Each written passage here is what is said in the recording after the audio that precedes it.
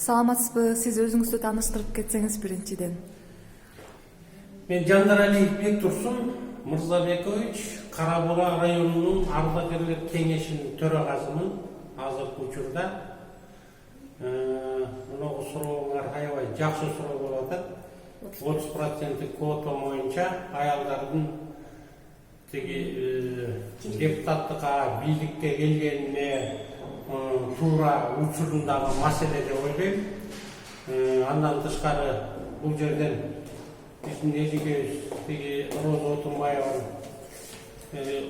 Роза Исаковнаны демилге көтөрүшүп атпайбы депутаттыкка. Эки колум тең көтөрөм. Ошондой адамдар керек депутатка.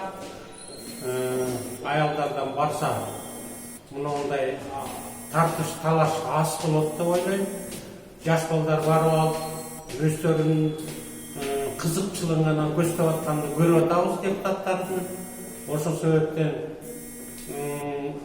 элдин ар кандай көйгөйлүү маселелерин чечкенин ордуна бири менен тытышып атат. Аны көрүп атабыз. Андан көрө иш билген, эл үчүн кызмат кылам деген аялдар барса эмнеге болбосун, аябай эле сонун болмок.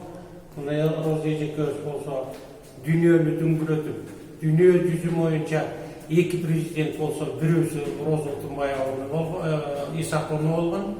Ал киши жалаң эле кыргыз элине эмес, чет өлкөгө да таанымал. Ушунча кызмат кылганда бир да жерде жаман нерселерин көргөн да жокпуз, уккан да жокпуз.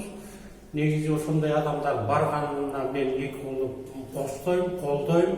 Андан тышкары бир эле аялдарды ошондой көтөрүү менен бирге депутаттыкка ушу жашы келип калган мына пенсия курагындагыдай мына Японияда мисалы үчүн аксакалдарды алып барып туруп парламентке отургузат экен. Алар жалаң элдин көйгөйүн чечүү менен аракет болот. Ошон үчүн Япония дүйнөнү дүңгүрөтүп алдыңкы өлкөлөрдүн катарында деп эсептейм. Бизде жаш балдарды ошо жолотпош керек, менин оюмча.